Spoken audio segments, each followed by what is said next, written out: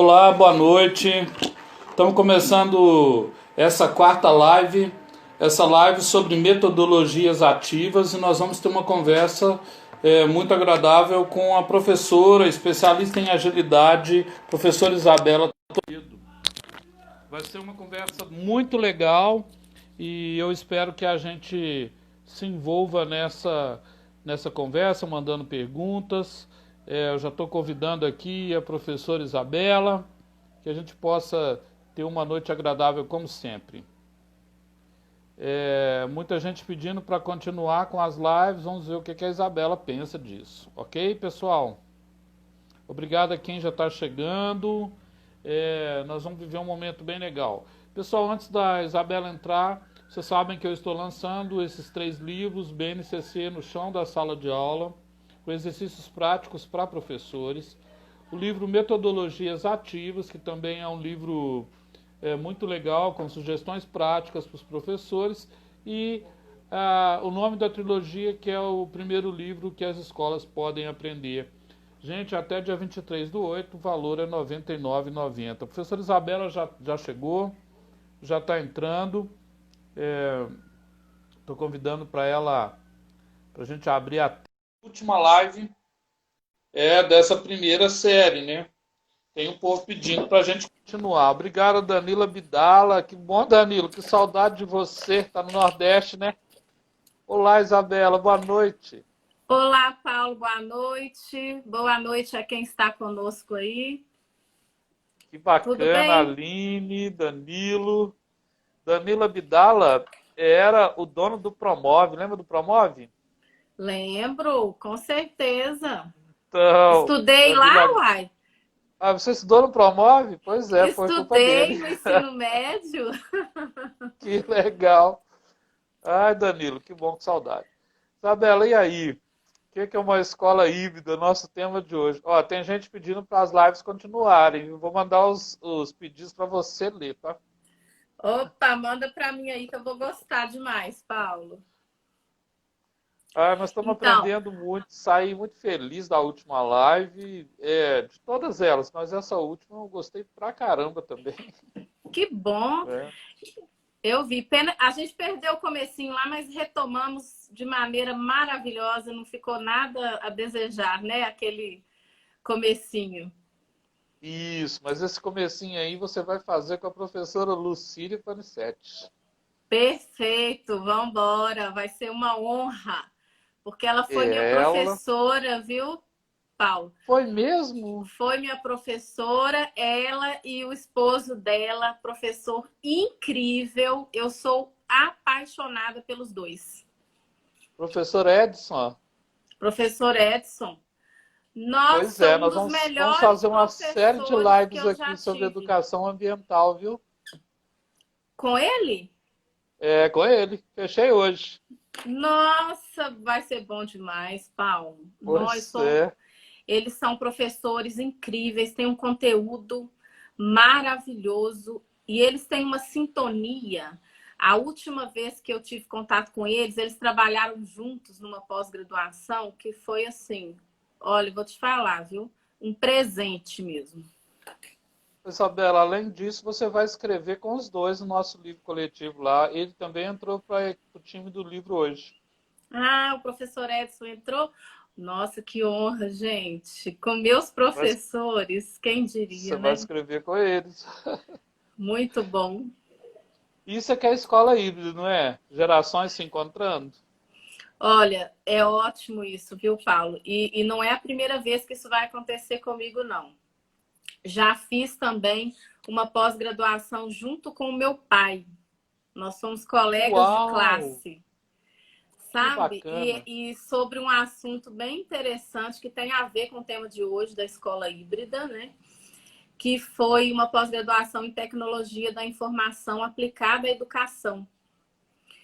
Uau! Então tem que chamar seu pai para conversar também, né? Pode chamar, viu? Ele professor da PUC, aposentado, deu aula lá quase 40 anos no curso de engenharia elétrica. E essa pós-graduação, ela tem muito a ver, e já era, tem muitos anos isso, né? Eu fiz essa pós, acho que foi em 2004 que nós fizemos. Ele, engenheiro, professor, e eu era a única na sala da educação. Eram todos da área da tecnologia e da engenharia. Porque a tecnologia, Paulo, ela anda de mão dada com a educação híbrida, né? A tecnologia anda de mão dada com a educação híbrida. Então, foi um momento muito inovador. Eu sei que os estudos de ensino híbrido não são, assim, recentes, não, né? Eles estão muito agora fortes pelo momento que estamos vivendo, mas eles não são, assim, tão recentes. E a escola híbrida, ela está de mão dada com a tecnologia, com a internet, né? E com as metodologias ativas, né? Aliás, a sala de aula invertida, que nós conversamos na última live, né? Ela é uma metodologia de ensino híbrido, né? Porque nela o aluno, ele transita nos dois espaços, né? Ele transita no espaço aí virtual e ele transita no espaço presencial. E eu gosto muito de uma expressão da professora Lilian Bassic, né? Ela é uma das maiores estudiosas do tema no assunto, né?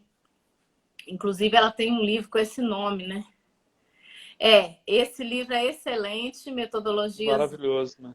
Ativas para uma Educação Inovadora. Ele tem um capítulo sobre ensino híbrido, né? Perfeito, Se eu não me engano, é do professor José Morin. José Morin, exatamente. O capítulo que está nesse livro é do professor José Morin.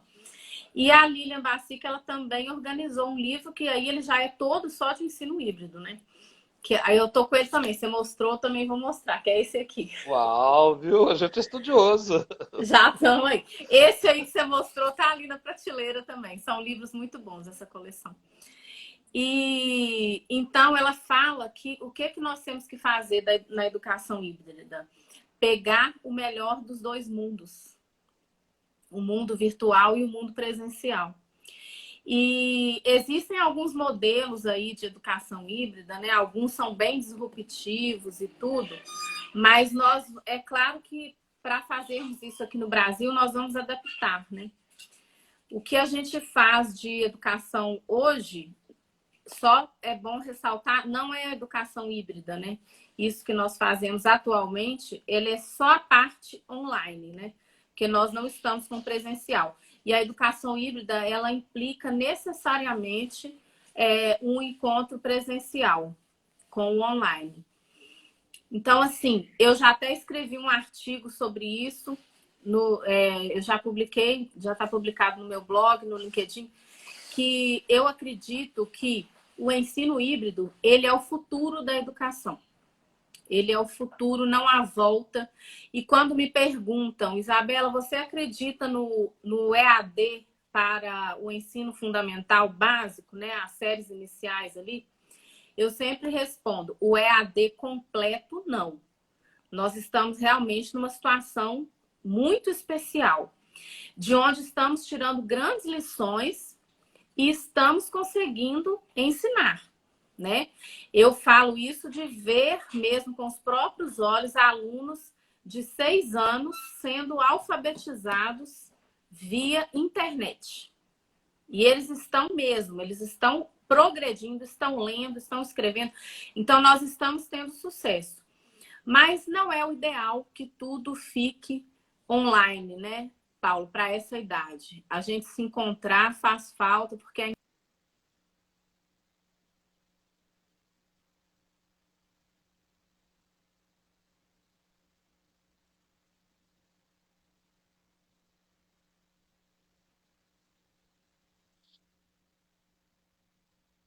Voltei? Voltou. Ai, desculpa. Isso que você está falando é fundamental, porque a socialização é um pilar da escola, né, Isabela? Exatamente, a socialização é um pilar. E a educação, nós estamos vendo isso, essa observação que você fez, Paulo, eu acho ela muito importante, porque nós vimos o seguinte, que tão importante quanto os conteúdos é a interação. Então, se alguém, né, só enxergava a escola a partir dos conteúdos, porque realmente o Brasil é conteudista, né? Mas essa pandemia veio mostrar que tão importante quanto os conteúdos é a interação, que está faltando muita falta, está fazendo muita falta, né? E eu diria aí que com um peso meio a meio, conteúdo e interação, porque crianças e jovens precisam mesmo disso, né? E então, apesar da gente nós estarmos tendo sucesso, né? Falando aí da rede particular, claro, né?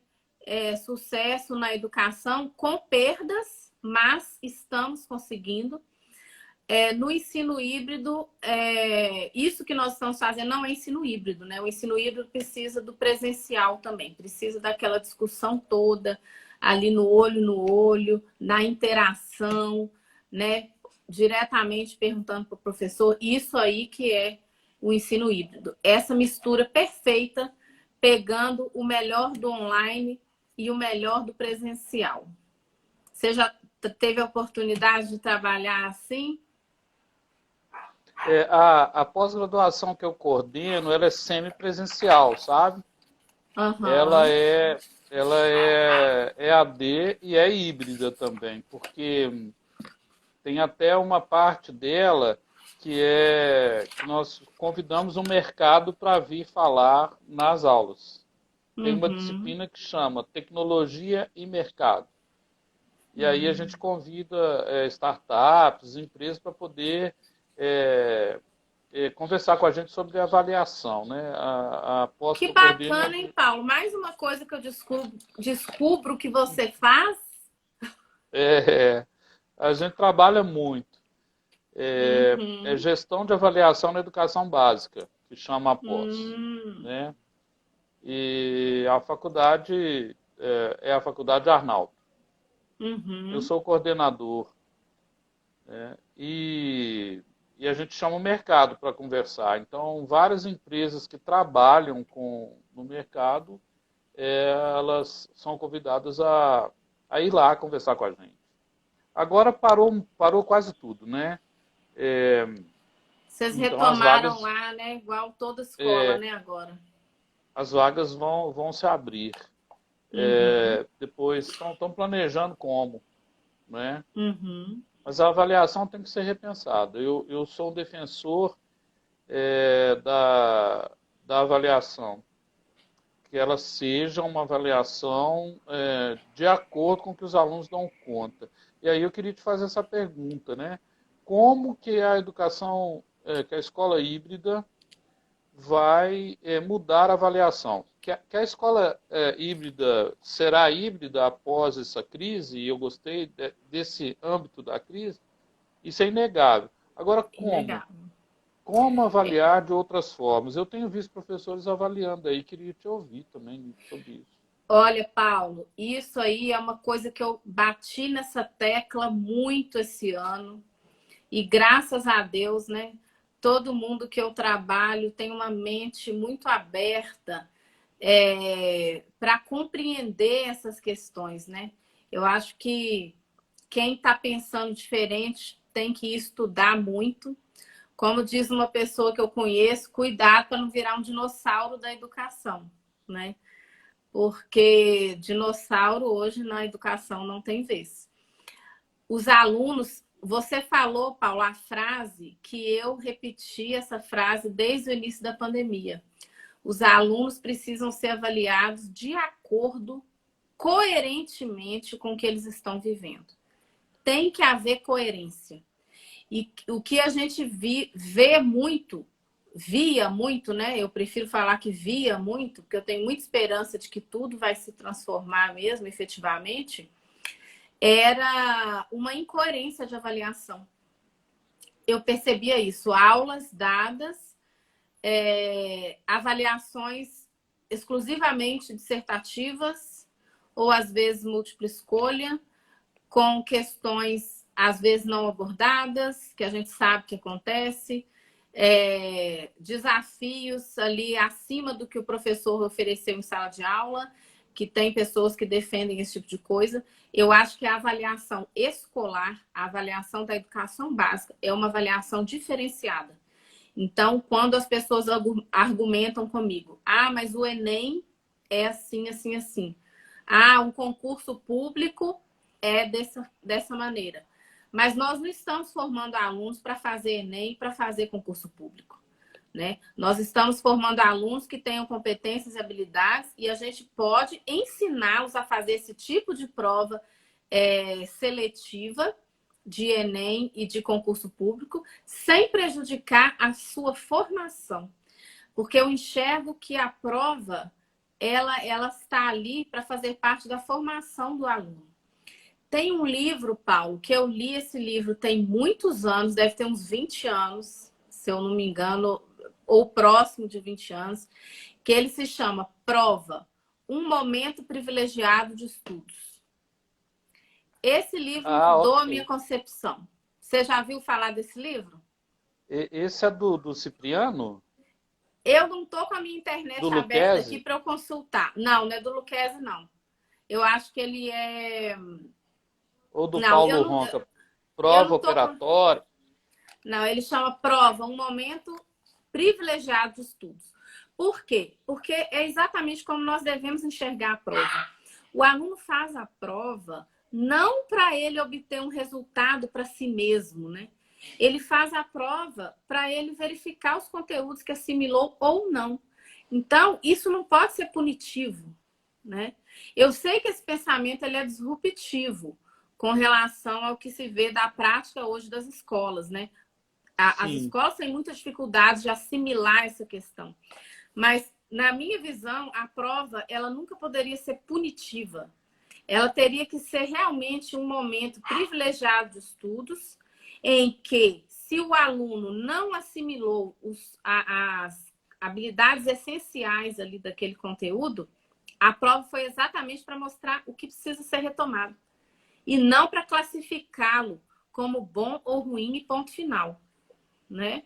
Esse livro é do Vasco Moreto. A Annelise está falando aí, e ele ainda acrescenta que não é um acerto de contas. Isso, exatamente. Não é um acerto de contas. Ô, Paulo, me entristece a prova na escola ser um acerto de contas. Realmente. Ô, Isabela, eu trouxe o Vasco aqui em BH. Nós fizemos intervalos e pausas, sabe? Olha. O Movimento Educação ao Alvo faz intervalos e pausas. Foi num colégio, no teatro de um colégio aqui de BH. E o auditório encheu. Foi o Vasco e o Gustavo juntos, não é? E as escolas que desejarem trazer o professor Vasco aqui, a gente tem condição de fazer isso de uma maneira bem acessível. Para falar com os muito professores, bom saber. Tá? Tem livros que a gente não esquece. É um amigo pessoal, assim, a gente falou muito... É bem legal. Muito Tanto bom. o Gustavo quanto os dois juntos é bem legal. Eles falaram também no Congresso Mineiro de Educação. Deve ter sido excelente esse encontro. Os dois, pai e filho, conversando sobre avaliação. É uma surpresa essa palestra, então eu nem vou continuar. Deve ser riquíssima, deve ser riquíssima. Vale a pena, Isabela. Porque só de ler o livro a gente fica pensando, gente... E eu assim, eu não julgo, meu desejo não é julgar, minha intenção não é julgar os colégios, né?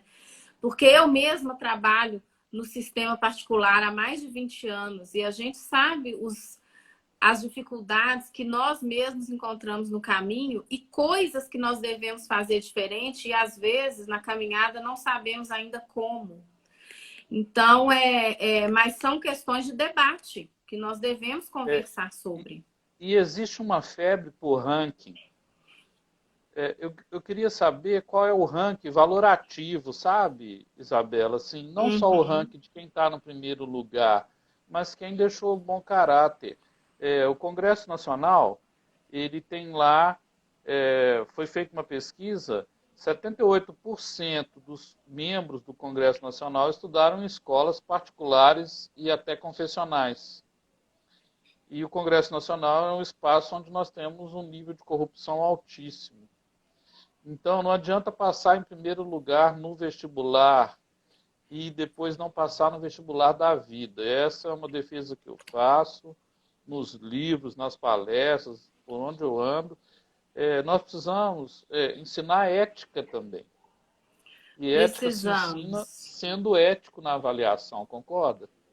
Sobretudo quando a concordo. avaliação é híbrida. Como é que a gente tem que ser ético nessa avaliação? Eu queria te ouvir isso. Quer dizer, e tem mais uma coisa que eu queria te falar. Lá no YouTube, algumas pessoas escreveram sobre as lives que nós fizemos. Então, eu vou pedir só um momentinho para você. O pastor Elídio Carvalho, do IBBS, disse assim: eu assisti a live toda. Dá para perceber a capacidade analítica dos participantes, aprendi muito. Agora estou mais inspirado a aplicar coisas inovadoras em meus cursos de capacitação para o setor de serviços elétricos. Aqui, ô Paulo, você tinha que ler esse comentário para mim. Eu não visitei a página do YouTube. Agora, sabe quem é que fez?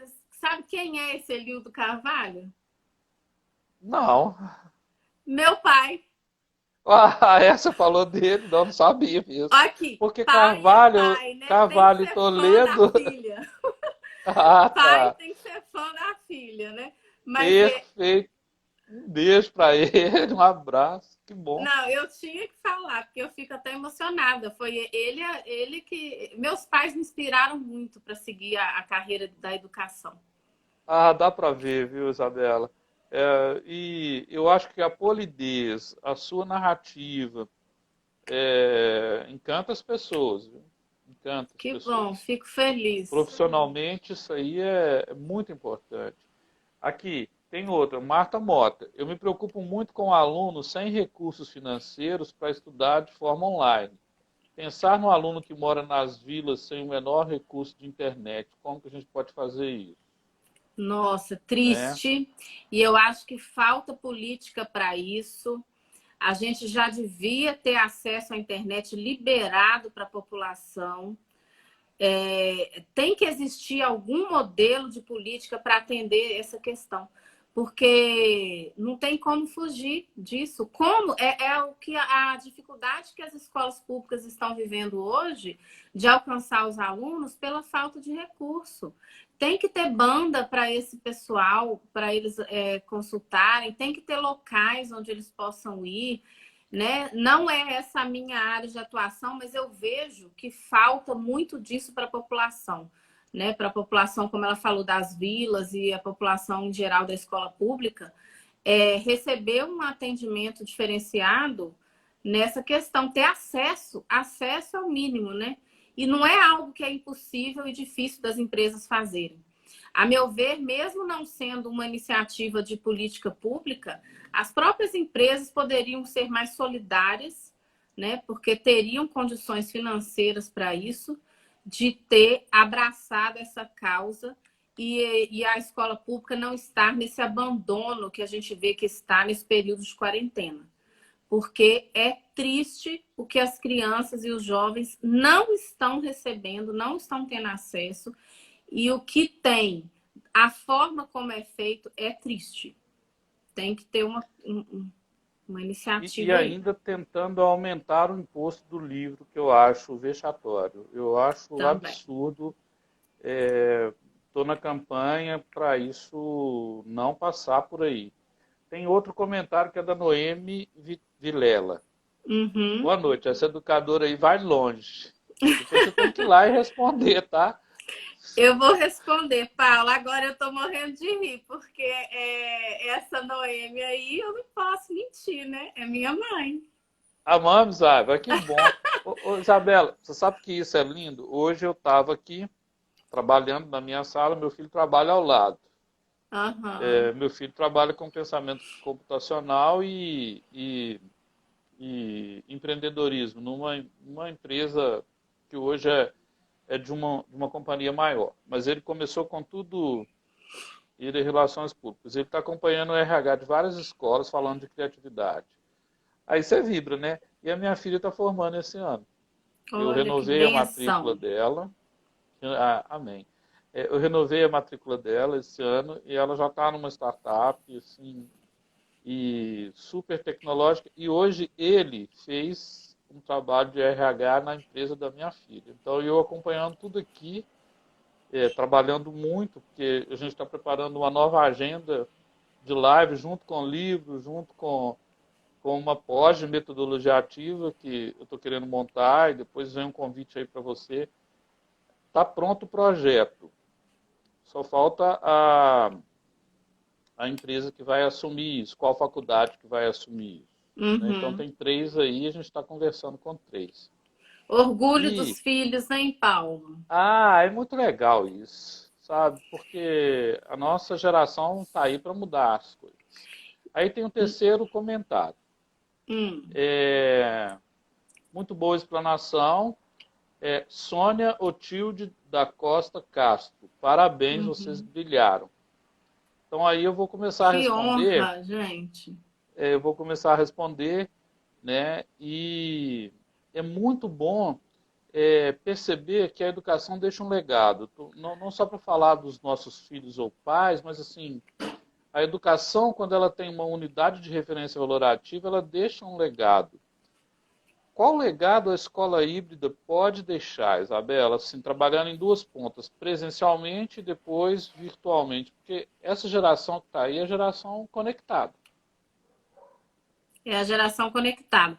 E, Paulo, só voltando aqui, porque nos comentários, né, do que minha mãe escreveu, eu só queria deixar registrado aqui que a minha mãe, ela é pedagoga também, e ela foi a minha chefe por 20 anos numa escola. Ela me ensinou toda a base da prática que eu tenho na educação. Uma mulher, assim, que eu queria ter o espírito empreendedor que ela tem. Espero que um dia eu alcance. É uma inspiração para mim. Hoje ela não está mais não está mais na ativa das escolas, né? Mas ela me deixou isso aí e herdou isso da família, né? Eu venho de uma família de fundadores de escolas mesmo. Meu avô fundou escolas aqui em Belo Horizonte. E aí a gente pensa nisso que você falou do legado, né? A escola híbrida, além de nós nos inspirarmos em pessoas, né, os modelos educacionais deixam legados também, né? E eu acho que o legado da escola híbrida que vai deixar, ele tem muito a ver com valores. Aí alguém vai me perguntar, né, mas valores na escola híbrida? Como assim? Eu acredito muito que sim. Porque o socioemocional é muito trabalhado. Porque a tecnologia... Por que eu falo do socioemocional? Porque a gente pode enxergar ele como contrário ao uso da tecnologia. As pessoas sempre enxergaram a tecnologia como algo que isola, algo que descarta o ser humano, né? Algo que afasta as pessoas. Mas não. Nós estamos começando a ver que a tecnologia, ela também promove interação, promove criatividade, promove interação, criatividade, aproximação. A tecnologia também aproxima. Então, são coisas que antes não eram vistas, né? Não eram vistas. Havia um preconceito muito grande com a tecnologia, com o uso da tecnologia, com o uso da internet, mas por uma falta de experiência com ela, né? Agora que nós experimentamos isso e até dependemos desse sistema, né? A gente começa a ver o lado positivo de todas essas coisas. Então, eu acho que a escola híbrida deixa esse legado, que a tecnologia tem que ser usada sim, que nós vamos gastar muito tempo nas telas sim, mas isso não será prejudicial na medida em que é um consumo criativo e produtivo, né? Eu sempre falo com os pais quando eles se preocupam com isso. Olha, se preocupe com o consumo passivo da tecnologia. É como deixar o filho na frente da televisão horas assistindo ali desenhos. Isso os pais já deixam, eles já... Por quê? Porque estão habituados. Mas aí falou que é na frente do computador, ele já se incomoda. Mas se for pelo mesmo papel da televisão, realmente é prejudicial. Mas se for para criar, se for para interagir, se for para conhecer as pessoas, aí eu acho que está o valor. E esse é um dos legados que vai deixar. Eu acho que um outro legado é a confirmação de que hoje em dia você aprende em qualquer lugar. você não aprende só no colégio. Eu acho que a educação híbrida vai mostrar isso também. É outro legado da educação híbrida. E eu ainda arriscaria dizer que a gente tem o legado da avaliação também. Isso aí pode ser o mais temido, né? Mas tem o legado da avaliação. Por quê? Nós vamos enxergar que não importa se o aluno está fazendo avaliação dissertativa, múltipla escolha, se ele está usando registros não lineares para mostrar o que ele aprendeu, se ele está fazendo isso na escola ou em casa. Porque eu acho que a educação híbrida vai trazer um outro olhar para a educação, para a avaliação, finalmente. A educação híbrida vai trazer esse outro olhar para a avaliação. Então, eu vejo, Paulo, esses 3 principais legados aí da escola híbrida, o que muito me alegra de ver essa transformação toda e essa movimentação toda, né? Hoje, a educação está no centro das atenções, né? E quem não inovar e não enxergar essa mudança de cenário vai ficar para trás. O próprio Enem, ele vai ter que mudar. Você falou aí de ranking, né? Como que as escolas elas querem um ranking. Todo mundo quer ser o primeiro lugar, eu também quero. Só que isso não define todo o trabalho que a escola fez durante todos os anos com o aluno dela, né? Porque a concorrência é desleal. Então, sem contar que dentro dessa concorrência, né, Isabela, acontece uma coisa muito interessante que é uma escola prepara o caráter de uma pessoa durante anos e depois no segundo ou terceiro ano essa pessoa migra com oferecimento de alguma bolsa, etc., entre tantas outras coisas que a gente vê por aí. exato. E aí ninguém analisa a competência, as habilidades básicas, intermediárias e globais que foram ao longo da história daquele estudante construídos, né? Só pega a fama e coloca lá, primeiro lugar na federal. Isso para mim é assombroso, do ponto de vista ético. Também acho. E outra coisa, Paulo, também é que muitos colégios, a verdade é que não trabalham a formação desse aluno, já selecionam ali aqueles que já foram formados por outros, e aí no final eles estão com ele e eles ganham o mérito do resultado, né? Mas a escola que faz diferença é aquela que pega o aluno sem seleção nenhuma e ela transforma ele, ensina e consegue fazer ele ter sucesso, não só em provas, como na própria vida, né? Só que isso, quem vai medir isso? Né? Quem vai colocar um ranking em cima disso, né? São aqueles trabalhos que aparecem menos e são os mais importantes. E é interessante essa questão aí do ranking, Paulo, que eu já ouvi dizer de pessoas assim confiáveis, né? Que diretores aí de escolas, de faculdades e tudo, já procuraram colégios da educação básica pedindo para que eles trabalhassem o socioemocional dos alunos, porque eles estavam mandando os alunos para a faculdade e se os alunos continuassem chegando daquela forma, a faculdade deles ia formar monstros, sem sentimentos, sem competência emocional. Então, quando eu ouvi isso, eu fiquei muito impactada, porque é uma preocupação já da faculdade, porque ele sabe que a formação está na base. Então, ele foi lá na base falar que, além do conteúdo, trabalho socioemocional, porque senão ele vai chegar lá na minha faculdade, daqui a pouco eu tenho problema, porque o pessoal que vai formar aqui na minha faculdade não vai ter inteligência emocional para a vida e nem para outras coisas, né? Quer dizer, é uma preocupação que eu acho que está bem presente hoje. A BNCC fala muito disso e as pessoas estão se preocupando muito com isso.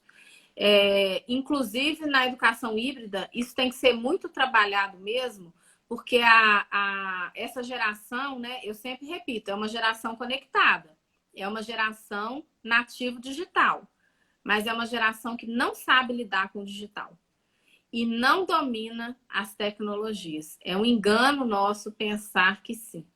Eles têm mais coragem, mas eles não têm mais discernimento, Porque o discernimento ele não vem de ser nativo digital, ele vem de experiência de vida. Então, nós temos que sentar com esses alunos, eles têm que ter regra de etiqueta de internet, regra de convivência, né, na internet, tem que saber lidar, porque às vezes o que se imagina, né, e isso impacta a educação híbrida. Você está se relacionando com o outro, como você não está vendo ele ali na sua frente, você pode desconectar a qualquer momento, então você fala o que você quer, você tem negligência ali no tratar, e aí essas coisas complicam as relações. Então, é algo que vai ter que ser também muito trabalhado para a gente manter esse relacionamento saudável entre alunos, professores, pais. Isabela, eu tenho duas questões também emergentes. Por exemplo, muita gente fica com medo que a escola híbrida vai gerar desemprego ou que a empregabilidade vai ficar comprometida porque alguém transmite aqui e faz isso de onde quiser. Eu acho uma visão errônea, mas queria... essa é a primeira pergunta, depois te faço a outra. Tem Eu uns acho comentários aqui, posso ler? Ah, tá. Pode ler aí, Paulo. Só um pouquinho. Só para esse pessoal que está participando, muito legal aqui.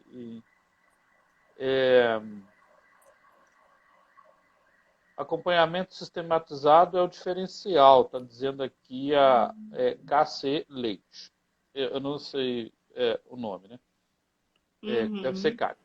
Aqui, depois tem, obrigado pela Dani, que está aí, neurocientista. Toda quarta-feira eu encontro com ela aqui. Olha que beleza. Nós estamos fazendo uma série que chama Cérebro e Educação. Está lá no canal. Nós estamos em Quem Cuida de Quem Cuida agora, que é cuidar dos professores. É assombroso, mas é o sonho de consumo dos pais. E por isso muitas escolas esquecem o pedagógico e privilegiam a decoreba para ter ranking. Né? É verdade, isso aí é verdade. E isso tem a ver com a segunda pergunta que eu quero te fazer, porque trabalhando na pastoral eu já acolhi alunos que estavam com autolesão e autoextermínio. E os pais nem sabiam. Os pais não sabem, se assustam depois, né? Quando alguma tragédia acontece, né? A primeira pergunta que você fez, Paulo, foi... Porque você leu os comentários, eu perdi. Da empregabilidade. Da empregabilidade. Escola híbrida e o desemprego ou empregabilidade questionada. Então, vamos lá por partes, né, para não esquecer. Mas a escola, eu acho que isso aí é uma confusão com a EAD, né? Inclusive, muitos pais questionaram isso no início da pandemia, porque virou EAD, está gastando menos e etc. Só que não é assim, né?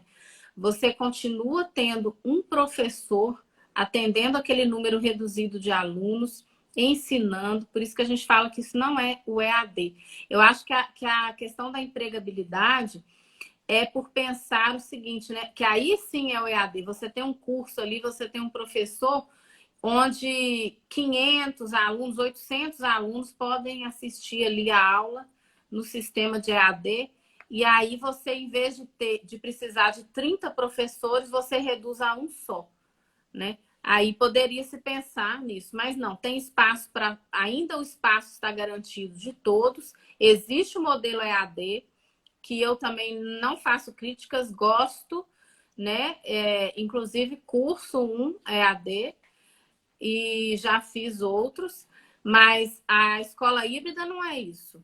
Então, ela não vai trazer desemprego, né? Porque ela precisa do mesmo material humano que ela sempre teve. Ela precisa ali dos professores.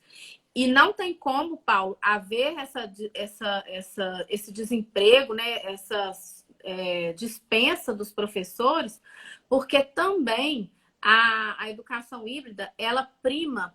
Por isso aí que a Leite falou é a Kelly. Eu conheço ela. Um beijo para a Kelly aí. Sim, que legal. Que é a personalização do ensino. O que é essa personalização? É uma atenção ao desempenho de cada um. de cada aluno que está ali na sala. É o professor conhecer cada um.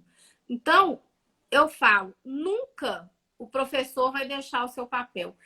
Eu não consigo enxergar que o professor perca a sua função, que ele perca a sua importância numa sala de aula, mesmo que ela seja extremamente tecnológica. O professor, ele sempre vai ter o seu papel, porque uma máquina, né, internet ou tecnologia, não tem condição de acompanhar um ser humano, acolher, ensinar, amar, se conectar. Não tem jeito. E quem faz isso é o professor, né? A máquina está aí, a internet está aí cheia de materiais. Quem vai ser o sábio que vai selecionar os materiais, que vai ver o que cada aluno precisa, que vai saber a necessidade do Joãozinho lá, que ele vai ter um artigo a mais para ele ler, porque ele mostrou que vai ter mais desenvolvimento naquela área. Quem vai fazer essa curadoria toda é o professor. Então, eu não acredito que a escola híbrida vá trazer nenhum prejuízo nessa questão da empregabilidade. Nenhum mesmo. Perfeito. E aí a segunda, né? Como lidar com essa angústia, né, que alguns jovens estão tendo, não só agora na pandemia. Sabe, Isabela, nós fizemos um trabalho numa escola pública aqui de Belo Horizonte. Até a polícia nos reconheceu, minha esposa e eu. Minha esposa é contadora de histórias e é também educadora, ela é geógrafa. E nós fizemos um trabalho junto com a Polícia Militar nessa escola. Lá nós tivemos 2 suicídios e recolhemos, junto com a Polícia Militar, 57 estiletes na escola pública. Os jovens estavam se cortando. E uma forma de minimizar isso foi um projeto inspirado nos Estados Unidos, em que os meninos começaram a mandar recado para as pessoas que estavam assim, frustrados, tristes, no espelho do banheiro. Nós conseguimos reduzir o índice de pichação, uma série de coisas. Isso numa escola pública. Esse é o projeto vitorioso, tá? Aí veio um projeto Maravilha. Aí tem um projeto que não foi tão vitorioso, que é o nome da Educação é o Alvo, é por isso. Numa escola em que a gente tentou refletir sobre o projeto de vida com os estudantes, eu fui ameaçado de morte. Saí de lá dentro no porta-mala de um carro da professora de arte, professora Ângela. Que Deus a abençoe onde ela estiver. Nossa, que situação chegou, hein, Paulo? E aí nasceu Educação é o Alvo, né? Por causa de 2 coisas. Por causa desse evento, mas também por causa de um trecho da Bíblia. Eu me chamo Paulo, né? E o Paulo lá, Xará, falou que a gente tem que perseguir o alvo, a nossa vocação. E a minha vocação é ser educador, né? Eu tenho um grande sonho, Isabel, que é começar uma reflexão sobre o encontro de educadores cristãos no Brasil. E eu acho que vai para mais do que isso. Eu vi que a Silvana Vaz, lá da Bahia, entrou. Ela é minha irmã do coração lá na Bahia. Olha, bem-vinda. Ela vai ser o pilar de fundação disso lá na Bahia, se Deus quiser. É O muito propósito está na bonito mão isso, dela. Paulo. Eu não sabia que educação é o alvo tinha a ver com o trecho bíblico lá do Paulo bíblico, né? Que perseguiu a igreja e depois reconheceu o Salvador e Jesus. Não sabia que tinha essa ligação. Maravilhoso. Essa é profunda, essa é a ligação essencial. Esquecendo o que fica para trás, a gente deve ir para uma escola nova. E a escola nova vai ser híbrida. Só que ela não pode perder os valores, vamos dizer assim, essenciais, né? Estou falando aqui do cristianismo, mas dos valores essenciais, mas são honestidade, justiça, ética, né? E também o cristianismo no Brasil é cristão na sua maioria. Como é que faz com um aluno que está com dor, Pois sabe, é. que está ferido? Porque eu trabalhei em pastoral e a gente atendia alunos feridos por causa das relações familiares, por causa da autoestima, do autocuidado, de perdas que ocorreram em sua vida. Agora nós vamos ter perdas como o luto, né, advindo da pandemia, seja direto ou Sim. indireto. Eu queria te ouvir nesse aspecto, a escola híbrida e os valores para resgatar a autoestima do estudante. Isso essa questão dos estudantes, né, principalmente adolescentes e cada vez mais novos, né, estão se machucando, né, se cortando e muitas vezes perdidos, né? Paulo, eu acredito que a escola não pode fechar os olhos a isso, né? Ela tem que enxergar e ela tem que tomar uma atitude, sim. Acho que as escolas têm que ter um plano de ação para tentar resgatar esses alunos. E quando a gente faz isso, se aproxima mais, a gente percebe que a família é que está doente também. Muitas vezes a gente pensa que não, que a família parece saudável, tá? Tem, né, tem saúde, financeiramente está bem, mas os meninos, os adolescentes estão perdidos. Eles não encontram mais na família. Eu tenho experiência de conversar com várias mães, às vezes com pais, né? Já ter conversado nessa trajetória aí. E muitas vezes elas desistiram dos filhos. Ah, não, deixa ele fazer o que ele quer. Eu não dou conta mais. Vê se vocês conseguem, porque eu tô deixando ele fazer. Essa geração mudou, os pais costumam dizer isso, né? Essa geração mudou muito. Na minha época, quando eu tinha 17 anos, eu já trabalhava, eu já estava pensando em sair de casa. Com 19 anos, eu já estava pensando em casar. Só que eles esquecem que, concordo, a geração de filhos mudou mesmo. Mas a geração de pais mudou também. Porque os nossos pais também não teriam essa atitude de desistir de nós, né? Eu sei que tem casos isolados, não quero generalizar, mas o tratamento era diferente também. Os pais de hoje, eles querem fácil também, eles querem os filhos fácil, né? E isso acontece em todo lugar. Eu tenho também o depoimento de os meus 2 filhos, Paulo. Eu não sei se você já chegou a ler alguma coisa a respeito. No meu LinkedIn eu tenho um pouco da minha história lá, no meu blog também. Meus 2 filhos são adotivos, sabe? Deus me deu eles de uma vez só. E quando a gente estava nesse processo todo, né?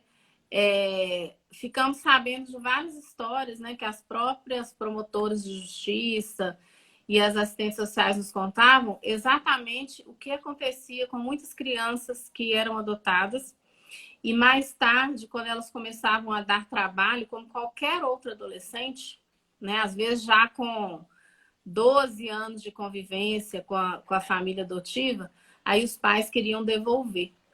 Então, eu vejo que esse sistema, essa frustração é dos pais biológicos também. Só que eles não têm essa opção de devolução. Na verdade, ninguém tem, né? Mas eles é uma coisa muito triste, porque é um abandono estando junto, ali morando na mesma casa.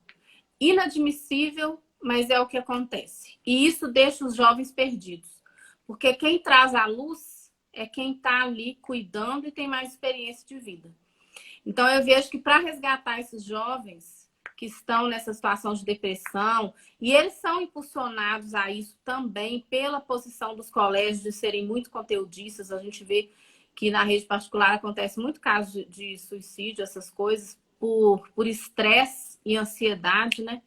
Mas eles não têm onde se apoiar. E às vezes a exigência é tanta que eles desmoronam, eles não dão conta disso. Então, para resgatar isso que existe, né, e a gente tem que tomar muito cuidado, principalmente porque a escola híbrida ela é uma porta aberta para muitos relacionamentos, tem que ser um trabalho em conjunto com a família, com muito amor, tem que ter o olhar, tem que ter o cuidado de orientar. Porque os professores, eles podem, às vezes, infelizmente, eu falo isso infelizmente, porque os pais deveriam ser as fontes primeiras de inspiração. Mas muitas vezes quem vai ser é um professor. É um professor que vai dar uma palavra, uma conversa ali, que vai mudar o rumo da vida de um aluno. Né? Às vezes ele não vai encontrar isso em casa. É o que a gente chama de professor significativo, né, Isabela? A minha história também foi isso. Minha história, ela... Eu sou... não posso falar o que eu falava antes, né? Uma irmã minha me corrigiu. E depois eu sei que ela vai assistir aqui. Mas a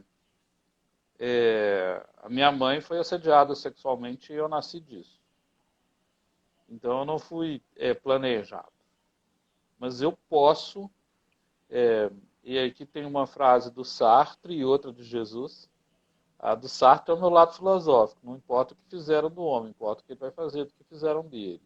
E a de Exato. Jesus que eu considero o maior professor de metodologia ativa da face da Terra, é que quando você tem inteligência espiritual, ou seja, você pode nascer de novo e o Espírito Santo sopra onde quer. E hoje eu vejo... Antes eu falava assim que eu era um acidente que deu certo.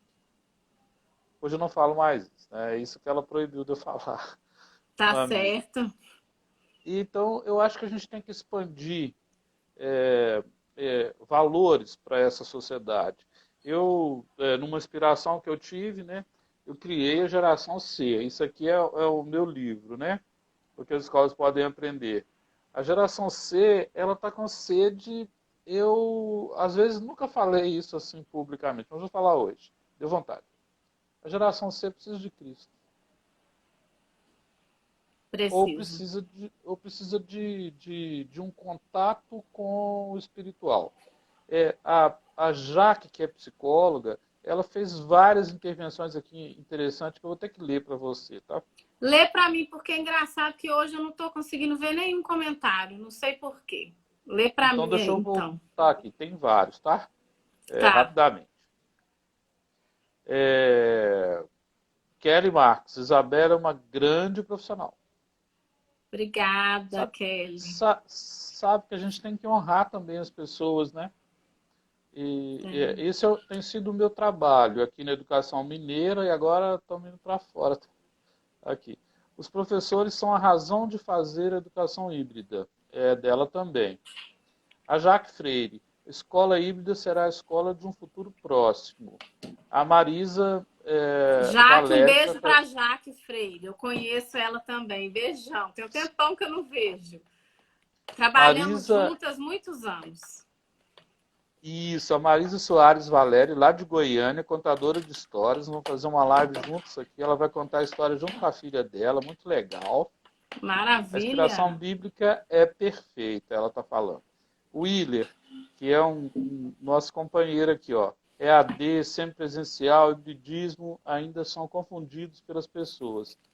A qualidade e intensidade da mediação que diferencia os modelos, né? Então vale a pena fazer outra.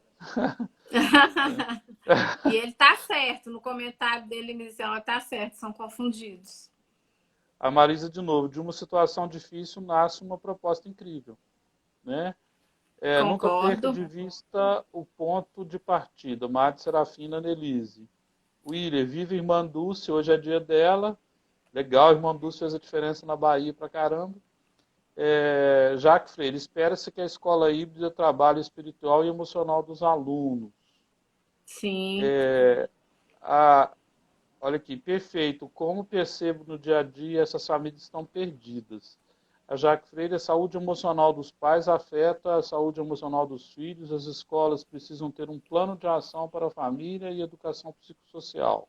O plano de ação é Muito. essencial. Certíssimo. Aí agradeço isso aqui que a Annelise disse. Você foi planejado por Deus e é isso, realmente a cura interior acontece aí, né? Resiliência, Willer. Um beijo, Isabela, saudade, Jaque Freire. E aí, será que a Beijo. pandemia nos ensinará que não devemos dividir a educação em híbrida presencial e sim pensar no melhor para a educação como um inteiro?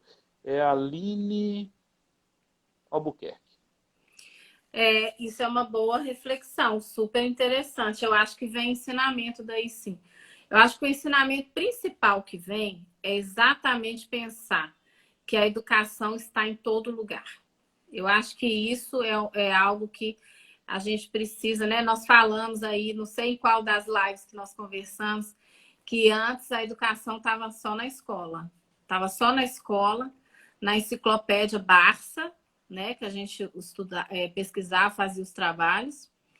E no máximo no avô e na avó, que a gente podia perguntar alguma coisa, porque eles sabiam mais. Hoje não. Hoje a educação está em todos os lugares. Ela não é exclusiva mais da escola. Então, eu acredito que a pandemia, né, eu acho que ela veio mostrar para nós que, quando falarmos de educação hoje, nós não temos que pensar. Nós temos que pensar no mundo de possibilidades que a educação traz. Então, esse último comentário aí foi da Aline, né? Achei super relevante, muito importante isso que ela falou. Educação é uma responsabilidade de todos, apareceu aqui. Mas eu estava querendo te perguntar sobre essa geração C, né? É uma geração consumista, é uma geração que tem a concentração menor devido aos dispositivos, é a geração do celular, do computador, da carência, da compulsão, das conexões, da criatividade e dos coquetéis. Essa é a minha preocupação. Começa com cigarro, depois vai para cerveja, cachaça, vai para cannabis, né? Vai para cocaína, vai para o crack. E as escolas têm que ter uma metodologia humanizadora para lidar com esses jovens que são competitivos, que fazem cyberbullying, e aí por aí vai. Se você olhar o C todo do dicionário, eu já pesquisei, para conceber a geração C. Mas eu queria te perguntar como conectar o coração deles, sabe? Como conectar com isso? A escola híbrida pode se tornar fria também. É o que acontece na Europa, em algumas escolas. Você falou aí de humildade, né? Da humildade. Eu vejo, essa semana eu li algo sobre humildade que me levou a refletir muito. E era relacionado à educação, né? Que a gente... Isso vem da terra, essa palavra vem da terra, humus, né? Então, a gente se conectar com o aluno, a escola, falando como escola se conectar com o aluno, né? Ela tem que voltar ali à essência. É a terra, onde que se planta e nasce a vida, né? Então, eu vejo que a conexão é ali. É onde todos são iguais. Nasceram ali, foram plantados, cresceram. Acho que a primeira atitude é ter humildade para se igualar como ser humano, né? Na verdade, você falou de humanidade, né? Mas humanidade vem dessa mesma raiz, né? Que é humildade, humus, terra. Então, a gente só se conecta sendo humano mesmo. E aí a escola precisa lembrar disso, precisa abraçar isso, né? O seu papel, eu sempre falo, o seu papel é essencialmente acadêmico, mas não pode ser só e nem dar maior importância ao acadêmico, né? A pandemia veio mostrar que a gente tem que ser humano no sentido de receber o outro com humildade, né? Nunca ninguém sentiu tanta falta da proximidade, né? Então, a gente só vai se conectar dessa maneira. Se conectar com o coração, né? É ser humano, é ser humilde. Eu acho que começa por aí, Paulo. Nossa, Isabela, nosso tempo está acabando para piorar a situação, né? Tô vendo aí. Antes eu agradeci que tinha outra. Eu quero te agradecer pela contribuição que você deu. Quero agradecer e honrar também os seus pais aí, que tiveram participação na sua vida. Agradecer também por partilhar a sua vida com seus filhos, com seu marido. A família, ela é isso. E, olha, vamos fazer esse evento, né? Pelo amor de Deus. Vamos fazer. Nossa, vai ser lindo. Vamos. E se não der para fazer, quando a escola voltar, eu vou pessoalmente lá, se você permitir, ou se as irmãs, não sei.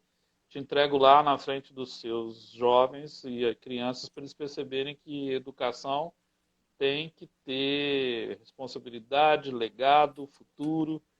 Não é? Então, quero te parabenizar, agradecer